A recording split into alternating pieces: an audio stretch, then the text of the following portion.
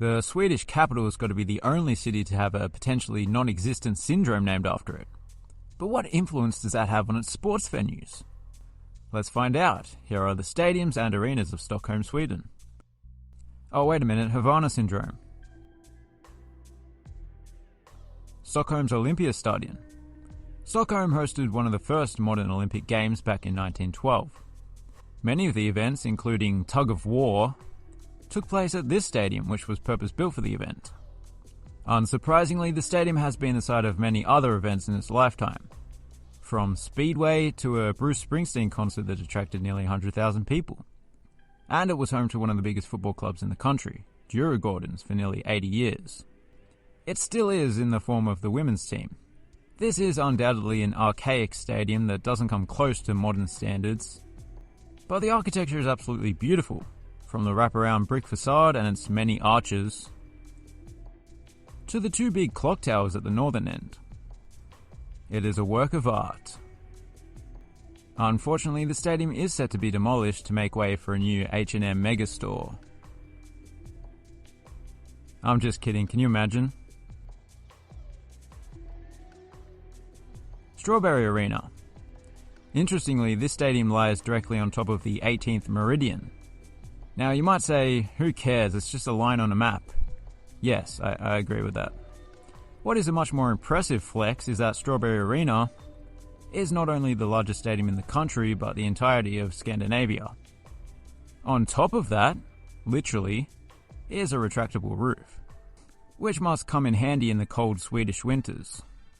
The Swedish Football League doesn't take place over the winter. I suppose it is especially useful for its other purpose, of hosting concerts. When the biggest of touring artists come to Sweden, they'll usually perform here. Another benefit to this particular style of retractable roof is that it allows for a center-hung video board. The downside is that it makes for some annoying shadows crossing the field when it's a sunny day. Speaking of field, I am slightly annoyed that they didn't use that word when renaming the stadium, and that Strawberry, the hotel chain, didn't pay for a lifetime sponsorship, because then it would have been Strawberry Field forever. Grimsta Idrottsplatz. In the Oslo video, I did inadvertently overlook a first-tier club's stadium, because it didn't meet the capacity cutoff. Neither does Grimsta Idrottsplatz. But it too is home to a first-tier club, so I'll include it. Grimsta, by the way, does sound like the name of a wannabe gangster rapper who lives in Grimsby. But Grimsta is actually in reference to the nature reserve that the ground backs onto, which makes for a serene setting, certainly more so than Grimsby. Sorry Grimsby, that was uncalled for, albeit true. This ground has had a lot of improvements carried out in recent years. I believe there were some issues related to the groundwater level that were caused by the construction of a nearby bypass. See, that's why there's often a lot of red tape before big construction projects. Because if you're not careful, building a bridge in Toronto could lead to the eruption of a volcano in Jamaica. Probably. Tele2 Arena is like a smaller, sleeker version of Friends Arena. To be honest, I think I slightly prefer this one. Firstly, the perforated metal facade makes for a good look. It too can light up different colours at night, although not quite as extensively as at Strawberry Arena. Secondly, it also has a retractable roof, but it's of the variety that doesn't cast quite so many shadows across the field. Thirdly, throughout the guts of the stadium there is plenty of timber utilised, which is somewhat common amongst Scandinavian sports venues nowadays. I hope the trend continues. The ground is home to two football clubs, so fittingly the interior colour scheme is completely neutral. Some would say dull, but I'd describe it as a very pleasant dark grey, complemented by a lively light grey with some hits of grey elsewhere. Even if you do think it's dull, on game day that matters very little. The fans certainly add plenty of their own colour. I suppose I should give an even amount of airtime to both sides. I don't want to be accused of bias. Avicii Arena. Firstly, props to them for naming it after Avicii. Secondly, I forget, do flat earthers believe the sun is flat as well? If so, they might not like this arena, as it represents the sun in the Sweden solar system, which is a huge replica of the solar system, consisting of multiple buildings across the country. You may be disappointed to find out that most of the buildings just look like regular buildings, not planets. The Stockholm City Museum represents Mercury. To be honest, I think it looks more like the element than the planet.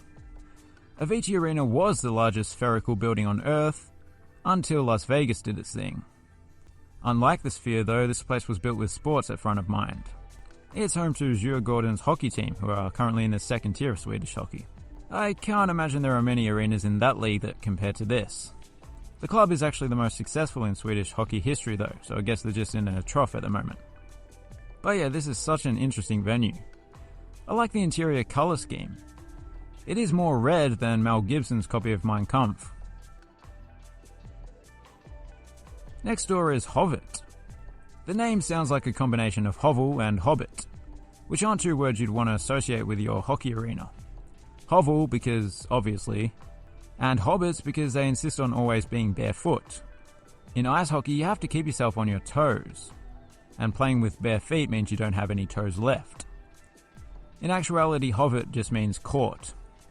Like many ice arenas in Europe, it first opened as an outdoor venue. That was back in 1955. It was in 1962 that it gained the roof. Here it is then, and here it is now. As you can see, there is now a train that stops inside the arena itself. So that's convenient. I suppose in the Swedish solar system, that this building represents a large object that's been dragged into the sun by its enormous gravitational pull. Because it's scheduled to be demolished next year. An underground ice rink will be built on the same site, and residential buildings will sit atop it. Also, Avicii Arena will be renovated significantly. Now for some honourable mentions. Zinkensdamm's Idrottsplatz. The eagle-eyed amongst you may have noticed the gridiron field here. It is home to an American football team. The eagle-eyed amongst you will also be disappointed that there aren't any worms, as it is an artificial turf field. It also hosts association football and bandy. Skytteholms Idrottsplatz. I suppose now that we've said it so much, that I should mention that Idrottsplatz means sports field. This Idrottsplatz is even more basic than the previous one. So there you have it, time to pick a favourite.